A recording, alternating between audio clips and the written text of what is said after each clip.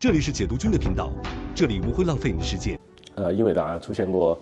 4次的60%甚至以上的回撤，也回来了，对吧？这就是因为这个增长还在，对吧？盈利还在，所以呢，我觉得 AI 的故事没有改变。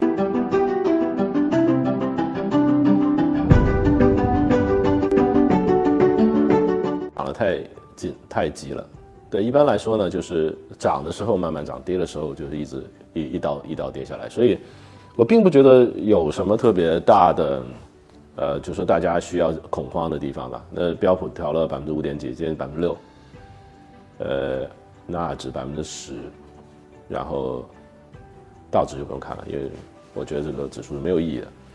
那么，所以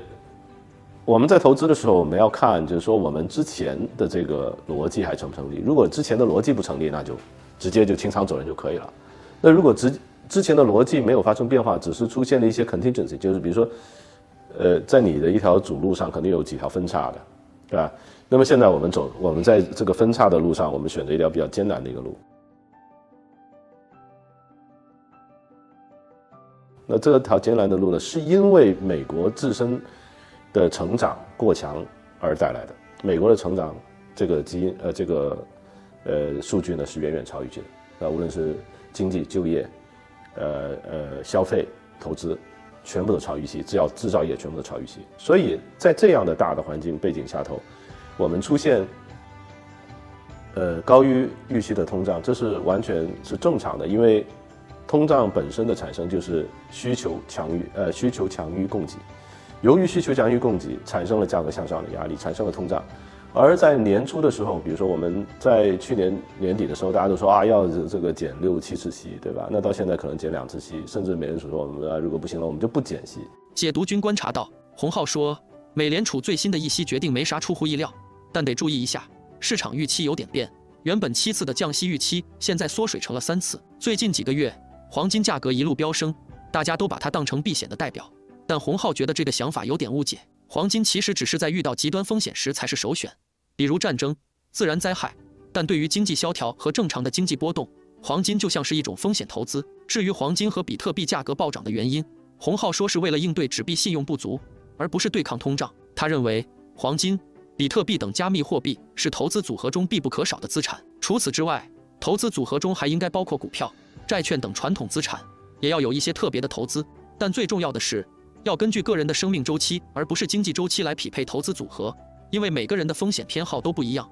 可以根据经济周期来灵活调整。洪浩还表示对人工智能很看好，认为 AI 的机会绝对存在，任何能够改变生活方式和提高生产效率的产品都是好产品。最后，在这次演讲中，洪浩再次强调了 A 股没有价值投资，甚至全世界都没有，唯一存在的是价值投机。他认为合理估值的成长才是更好的投资理念。那这是一个非常大的这个预期的落差。那这个预期的落差来自于通胀很可能比大家想的更高更长，所以利率会更高更长。所以呢，这一些成长股呢，它在前期涨得太快、太高、太快、太急之后，出现一个20%的回调，我觉得非常的正常，甚至30%的回调以上，30%以上的回调，我觉得是非常正常。所以现在的主要任务不是说大家要去预测这个回调了，这个是什么时候回调啊？这个不是，而是说你要预测的是你要做的事情，就是说你要清晰的知道自己在回调的时候干什么。那如果你的逻辑是没有错误的话，没有出现改变的话，那就不应该改变你的这个投资的 position， 就是这个取向。那至于这个回调什么时候能够结束呢？我觉得出现一个10%甚至以上的回调。那整个指数那反而是更健康的。那所以呢，我并不觉得特别的让人感到惊讶。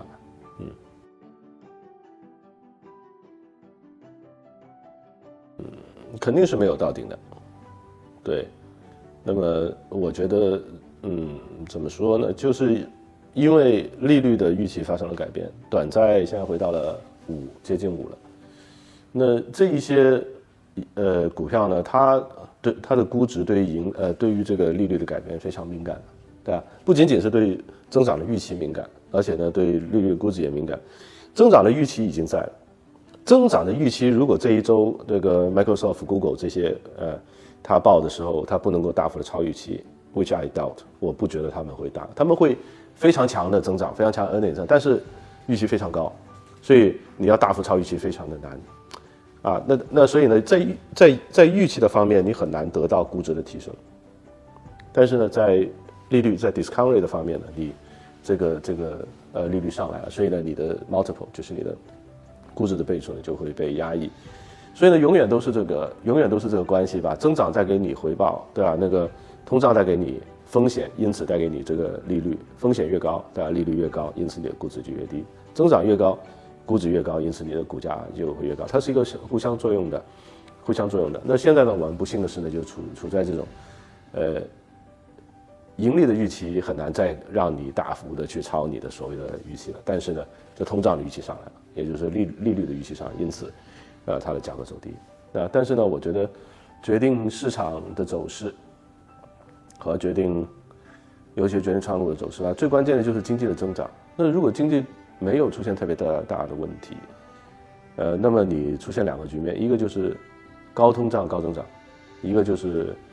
disinflation， 就是通胀缓缓的走低，然后呢，高增长。因为今年高增长这个不确定性，或者说这个问题已经被回答了，而且我们这么多次对话，我们也发现，就是它的确是高增长，但是呢，这个是否是高增长还是低通胀，这个没有被回答。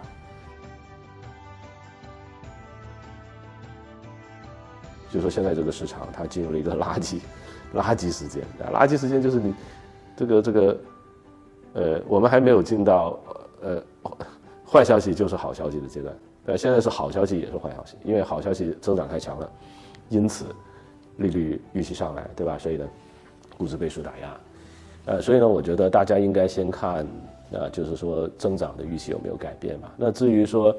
，NVIDIA 一天跌10个点，对吧？一天跌了10个点，那历史上我看，这并不是一个特别大的回撤。历史上一般来说，英伟达出现过4次的60%甚至以上的回撤。也回来了，对吧？这就是因为这个增长还在，对，盈利还在，所以呢，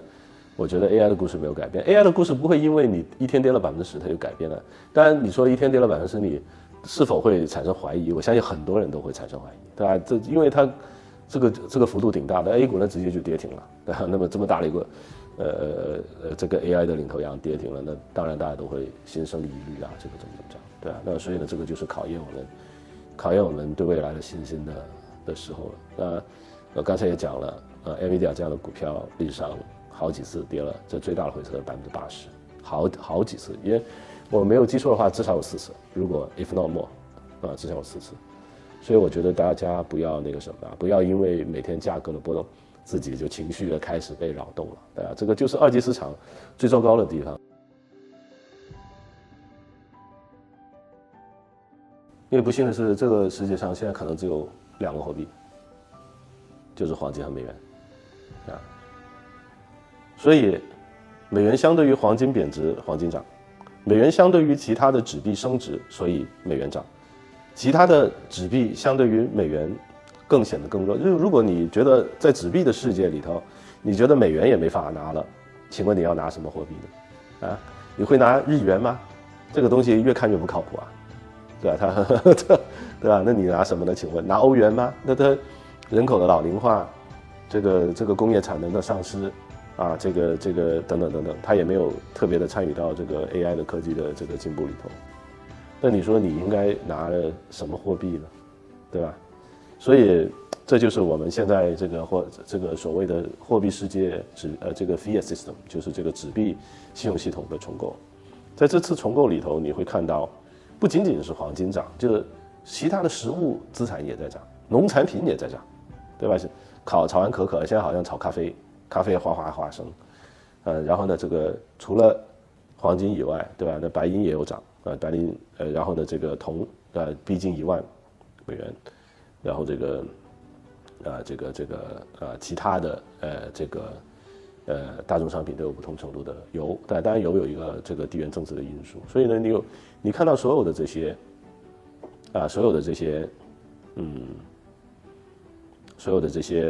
这实物类的资产，对吧？那么它们的价格相对于纸币是在上涨的，所以当我们看到黄金价格涨，我们看到铜价格涨，不要觉得就是说哦，这个黄金涨了，其实是美元贬了，美元相对于他们贬了。但是在另外一个世界里头，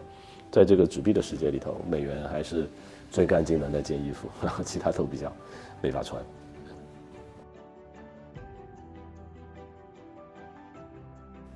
我也不完全同意这个说法，因为黄金没有办法代替，至少在现在你没有办法代替美元，对啊，所以你说啊，我买黄金是因为这种故事你随便都可以编，对吧？因为黄金相对于所有的纸币都在涨，不仅仅是美元，那么因此你是对于整个纸币的世界投了一个不信任票，而不仅仅是对于一个 single 的 currency， 对吧？它相对于这个日元呢，你拿日元买黄金那更爽啊，那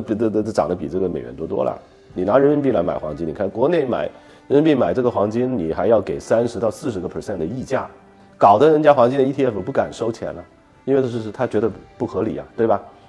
那么等等，那所以呢，买黄金是因为不对美元不信任，反正你可以这么说吧，反正这个道理呢，大概是这个样子。但是呢，其实并不是仅仅是对于美元的不信任，你对于整个纸币的世界都不信任，对。解读君观察到，洪浩表示，美联储最新议息会议决定按兵不动在意料之中，但需要注意的是，市场预期发生了转变，降息次数从7次下降到了3次。3月以来，黄金价格屡创新高，在市场将黄金看作避险资产时，洪浩却直言，这是一个对黄金错误的理解，黄金只是一个回避极端风险的资产，比如打仗、天灾人祸，对于经济衰退和经济周期的正常波动，黄金更像是一个风险资产。究其黄金与比特币大涨的原因，洪浩指出，是为了对抗纸币信用的缺失，而非对抗通胀。而黄金，包括比特币在内的加密货币，洪浩认为是一个合理的投资组合中所需要有的资产类型。此外，在这个组合中，股票、债券必不可少，还要有一些另类资产。但最重要的是，要匹配每个人的生命周期，而非经济周期。每个生命阶段都有不同的风险偏好，可以根据不同的经济周期进行结构调整。对于 AI， 洪浩旗帜鲜明地表示看好，并认为 AI 的机会肯定存在。我们需要拥有改变生活方式和提高劳动生产效率的任何产品。洪浩，我觉得这次会议的结果在意料之中。会议纪要与1月份的用词基本相同，利率水平保持不变，有可能在6月份或者下半年开始降息，整个市场已经预期到了。但需要注意的是，市场从预期美联储会降息7次，到现在是降息3次，甚至可能只降息2次，市场预期开始收回来。我认为，今年驱动美国经济的重要因素，并非美联储货币政策开始从紧缩转向宽松。美联储资产负债表从9万亿降到6.8万亿，已经降了1/3左右，但财政赤字依然维持在非常高的水平，按 GDP 比例，甚至比2020年3月疫情时的财政支出还要高。现在美国失业率非常低，劳动生产率高，工人工作时长长，劳动者的参与率处在稳定水平，同时通胀水平并不高。市场认为报表偏鸽派，在经济形势和数据非常强劲的背景下，仍然偏鸽派，对增长型资产和风险资产有利，因此黄金、比特币和股市上涨。问：美国的财政赤字率如此之高，这是可持续的吗？洪浩：暂时可持续，他们有最主要的储备货币。在美联储印钱时，所有人为了避免自己的货币相对于美元升值，也会开始印钱。美联储似乎有一个联动效应，它开始印钱，全球的流动性会大增，这也是导致全球风险资产表现非常好的原因。问：未来全球流动性会发生变化吗？洪浩：肯定会发生变化。相对于现在的通胀水平，美联储的货币政策仍然偏紧。如果没有强烈的通胀压力，就没有理由保持如此高的利率。洪浩说，美联储最新的议息决定没啥出乎意料，